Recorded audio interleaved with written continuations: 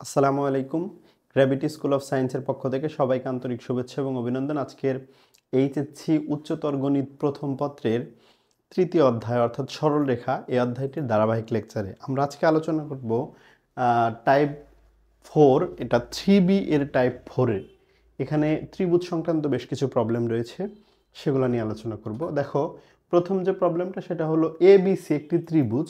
এই ত্রিভুজের দুইটি শীর্ষবিন্দু যথাক্রমে 27 এবং 61। এর বরকেন্দ্র দেওয়া আছে 64। তৃতীয় শীর্ষবিন্দুটি স্থানাঙ্ক নির্ণয় করো। এখন একটা ত্রিভুজ আমরা যদি এখানে এরকমভাবে অঙ্কন করে নেই, হ্যাঁ, এই ত্রিভুজের তিনটা শীর্ষ, এটা এ, বি আর সি। এ বিন্দুর স্থানাঙ্ক সে for example x1 y1, B বিন্দুর স্থানাঙ্ক সে for example x2 y2, C বিন্দুর স্থানাঙ্ক x3 y3। তাহলে এর যে ভরকেন্দ্র সেটা যদি জি হয়, তাহলে জি এর স্থানাঙ্ক কত? x1 plus x2 plus x3 divided by 3। আর কোটি কি হবে? y1 plus y2 plus y3 divided by 3। এটা কি? এটা হচ্ছে ত্রিভুজের ভরকেন্দ্র বের করার সূত্র। তাহলে ভরকেন্দ্র যদি আমরা বের করতে পারি, আমরা কিন্তু এখানকার যে কোনো ভরকেন্দ্র যেহেতু দেওয়া আছে অন্য একটা আননোন, মানে কোনো একটা শীর্ষবিন্দু, সেটাও কিন্তু এর মাধ্যমে নির্ণয় করা যাবে। আমি দেখো তিনটা শীর্ষের প্রথমটাকে এ ধরে নিচ্ছি। এটা হচ্ছে given a is equal two 27, b is equal two 61। তৃতীয় শীর্ষ বের করতে হবে। তৃতীয় শীর্ষ ধরে নিলাম আলফা বিটা, এবং জি ভরকেন্দ্র দেওয়া আছে কিন্তু এখানে, সেটা হচ্ছে 6,4। এখন ত্রিভুজ ABC এর ভরকেন্দ্র আমরা যদি ভরকেন্দ্র নির্ণয় করব, এরপরে কম্পেয়ার করব। ভরকেন্দ্র হলো 2 plus 6 plus alpha divided by 3, 7 plus 1 plus beta divided by 3। এখন আমরা যদি 6 আর 2 8, 8 যোগ আলফা ডিভাইডেড বাই 3, আবার 8 যোগ বিটা ডিভাইডেড বাই 3, এরকম যদি করি, এখন ভরকেন্দ্র কিন্তু অলরেডি দেওয়া আছে প্রশ্ন মতে। আমরা এই ভরকেন্দ্র এটার সাথে এই করবো আর কি, কম্পেয়ার করব। 8 plus alpha divided by 3 equal কত? ভরকেন্দ্র অলরেডি 6,4 দেওয়া ছিল, তাহলে এটা 6 হবে। তাহলে এখান থেকে যদি আমরা আলফার মান বের করি, 8 প্লাস আলফা সমান 318। সুতরাং আলফা সমান 18 থেকে 8 বাদ দিলে 10। আবার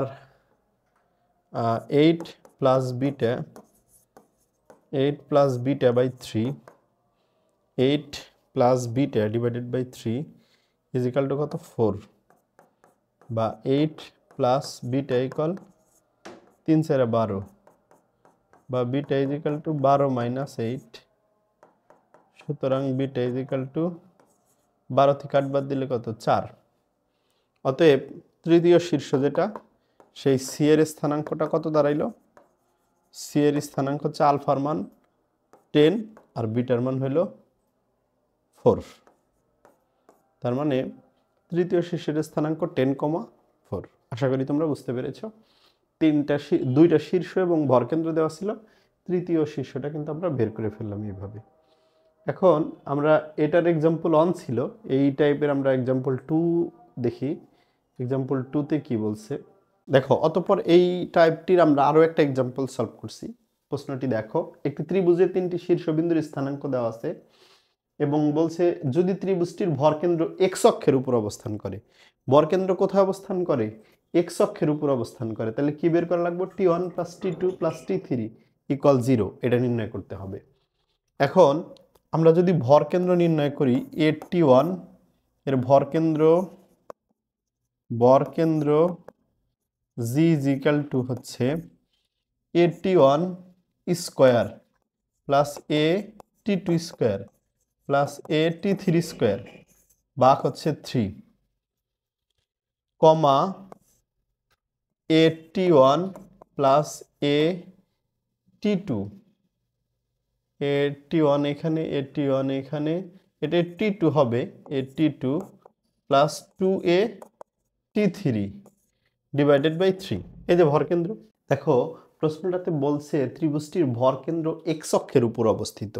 তাহলে ভরকেন্দ্র যদি এক্স অক্ষের উপর অবস্থিত হয়, আমরা এক্স অক্ষের উপর অবস্থিত যে কোনো বিন্দুর জন্য কি জানি? এক্স অক্ষের উপর অবস্থিত যে কোনো বিন্দুর হচ্ছে কোটির মান কি হয়? 0 হয়, এই বিষয়টা আমরা জানি।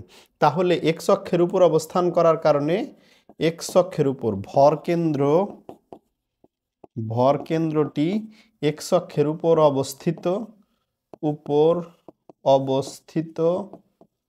হওয়ায় ভরকেন্দ্রের কোটি 0। সুতরাং A_T1 প্লাস A_T2, এখানে এই বিন্দুটা আসলে A2A_T3 হবে। যদি 2A_T3 হয় তাহলে এইখানেও হয় সম্ভবত 2A_T1 আছে, এখানেও 2A_T1 আছে, এরকম হবে। তাহলে এটাও 2, এটাও 2 হবে।